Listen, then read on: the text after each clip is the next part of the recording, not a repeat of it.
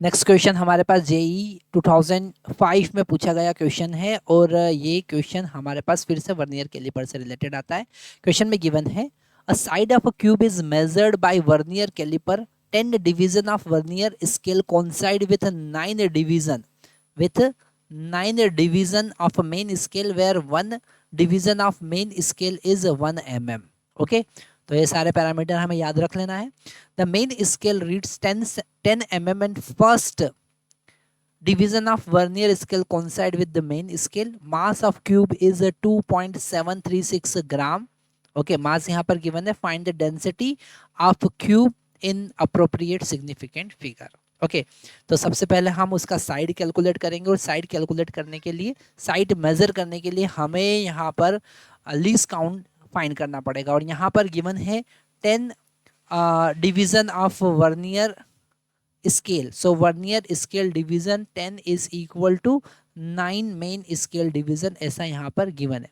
ठीक है, 10 division of vernier scale coincide with 9 division of main scale. तो 1 division of vernier scale is equal to 0.9 of MSD। तो यहाँ पर 0.9 और MSD का वैल्यू कितना है यहाँ पर गिवन है। MSD जो है वो 1 mm के बराबर है, तो 1 mm। ठीक है, मतलब यहाँ पर 1 VSD जो आया वो आया 0.9 mm के बराबर। अब हमको पता है लीस्ट काउंट क्या होता है, तो लीस्ट काउंट जो होगा वो होगा 1 MSD माइनस 1 VSD। ठीक है, तो लीस्ट काउंट हमको मिलेगा 1 MSD माइनस 1 VSD।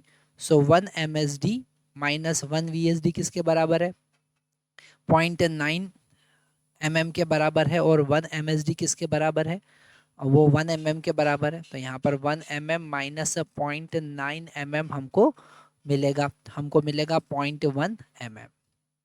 ओके, ये हो गया हमारा least count.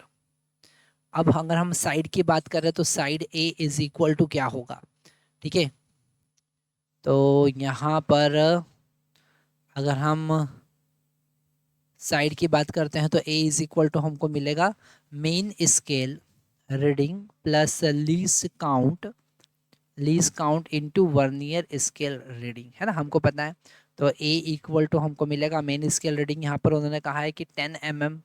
Okay, the main scale read 10 mm, तो 10 mm प्लस लीस्ट काउंट हमको मिला 0.1 और वर्नियर स्केल रीडिंग में कहा है कि first division of vernier coincide with the main scale, मतलब यहाँ पर 1 आया, तो ये आ गया हमारा 10.1 mm। अगर इसे हम सेंटीमीटर में लिखेंगे तो हम लिख सकते हैं 1.01 सेंटीमीटर। तो यहाँ पर अगर हम वॉल्यूम की बात करें तो ए क्यूब हमारा वॉल्यूम हो जाएगा, मतलब वॉल्यूम हो जाएगा 1.01 रेज़ टू पावर 3, मतलब इसको जब क्यूब करेंगे तो 1.03 सेंटीमीटर क्यूब हमको मिलेगा। ठीक है, अगर हम डेंसिटी की बात करेंगे तो density is equal to mass upon volume होता है ना। तो यहाँ पर मास कितना गिवन है, मास यहाँ पर गिवन है 2.736 ग्राम और वॉल्यूम यहाँ पर गिवन है 1.03।